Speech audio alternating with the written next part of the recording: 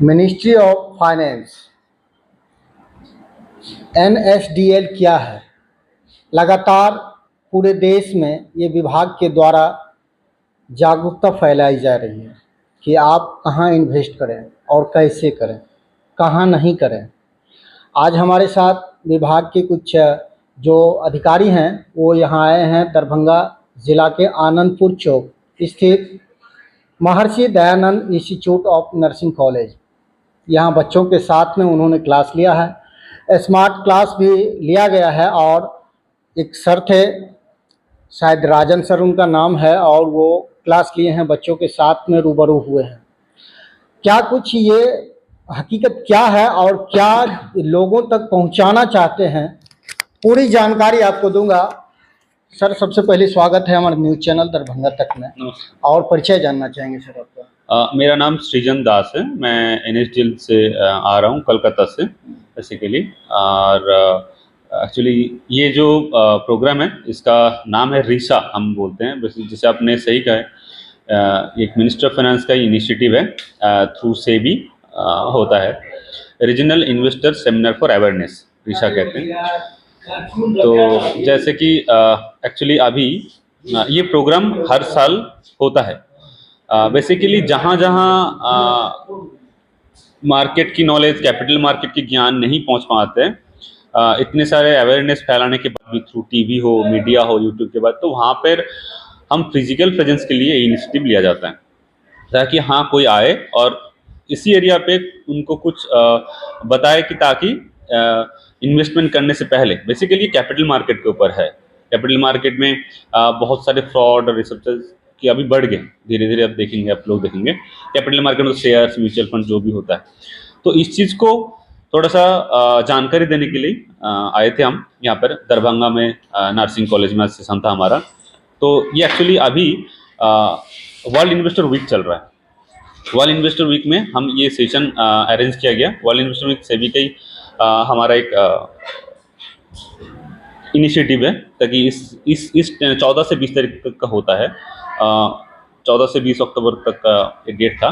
इस बीच में world investor week में हमने ये अरेंज किया था। यहाँ पे पहले मुजफ्फरपुर में हम कल दिन के फिर यहाँ पर आए हैं, तो ताकि ये बेसिकली कॉलेज को हम ही चूज़ करते हैं, ताकि ये जो बच्चे हैं अभी, जिन लोग अभी सब लर्निंग फेज में ही होते हैं।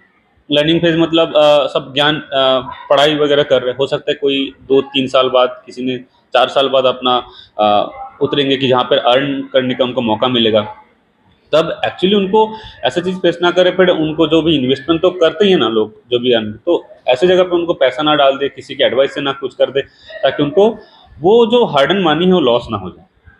बहुत ऐसे संस्था हैं जो लगातार फ़ोन कॉल के माध्यम से लोगों को बतलाते हैं और आपका कहीं ना कहीं आपके साथ फ्रॉड किया जाता है, आपकी जो सेविंग है उसको हड़प लिया जाता है।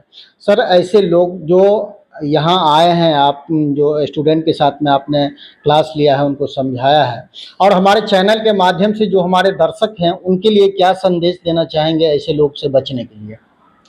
देखिए, ऑब्वियसली आज हमारे साथ राजन सर भी थे सेबी से, जो वो फिजिकली नहीं आ पाए, थ्रू डिजिटल मीडिया उन्होंने ज्वाइन किया था कलकत्ता से। तो उनका भी यही कहना था इस सेशन के दौरान। एक्चुअली आजकल मार्केट में मतलब ओवरऑल इंडियन इकोनॉमी मार्केट में बहुत फ्रॉड बहुत बढ़ गया। कि हाँ, मतलब बेसिकली अगर कैपिटल मार्केट भी देखें ना, अपने बैंकिंग में भी देखते होंगे, RBI भी बहुत नोटिस जारी करते हैं, OTP ना बताए, है ना, ये सब चीज़ तो है ही। बट कैपिटल मार्केट में एक लालच दी जाती है, जैसे कि आपको अगर कुछ अकाउंट खुलते कहीं से भी, सर ये सौदा लीजिए, इतने में इतना गुना रिटर्न। तो सब लोगों को एक है ना, कम समय में पैसा बनाना सबको पसंद है, कोई टाइम नहीं देना चाहता।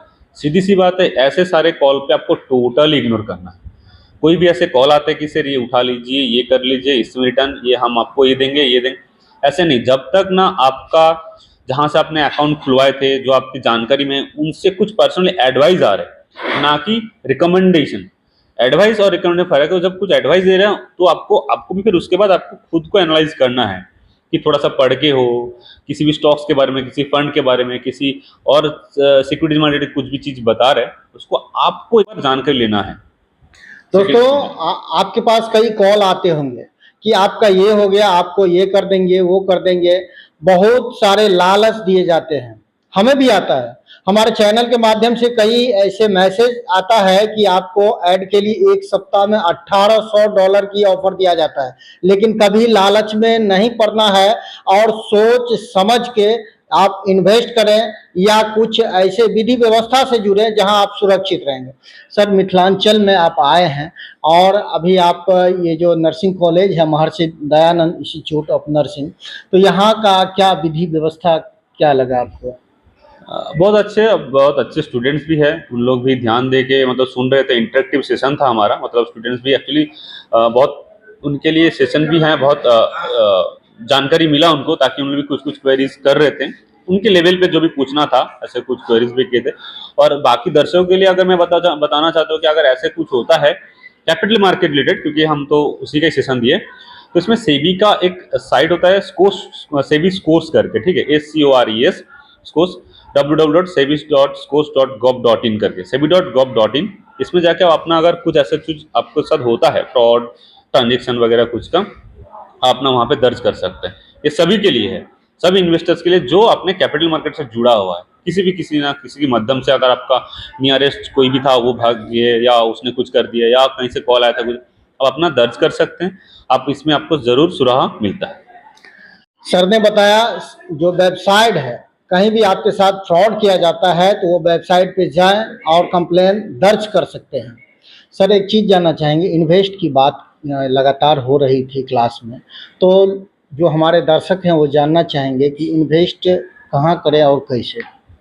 देखिए, इन्वेस्ट सबके अपना अपना है, इन्वेस्टमेंट का ऑप्शन बहुत है। अब हम जैसे मैं भी सेशन में बोला था, अब पुराने ज़माने में चलते आ रहे ज़मीन, gold, bank deposit, insurance investment होता है।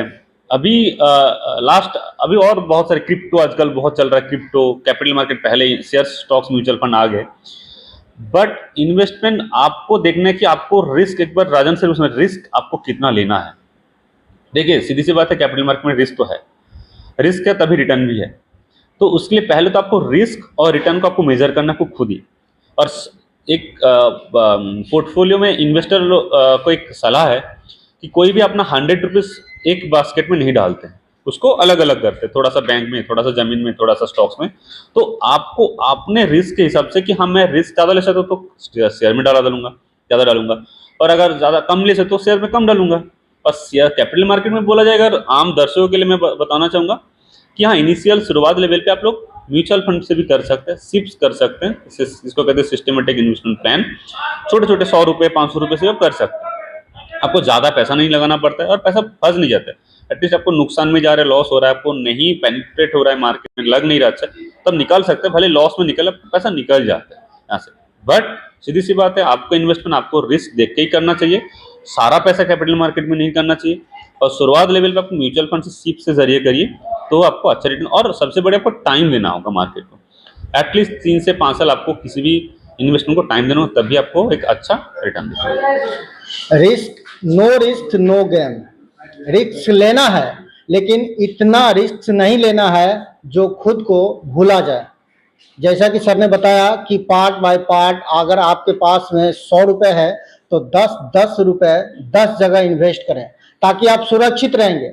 ऐसे फ्रॉड जो हो रहे हैं मार्केट में, लगातार फोन कॉल आ रहे हैं, उन लोगों से बचें और अपने अगल बगल में भी लोगों को जागरूक करें। यह खबर को ज़्यादा से ज़्यादा शेयर करें ताकि अन्य लोगों के यहाँ भी जानकारी पहुँच सके। लोग जो फ्रॉड होने के बाद में जो अपने किस्मत पे रोते हैं, वैसे लोगों को बचाइए, यह आपकी भी जिम्मेदारी बनती है। फिलहाल बने रहिए दरभंगा तक में रमन जी के साथ। जय हिंद। Thank you.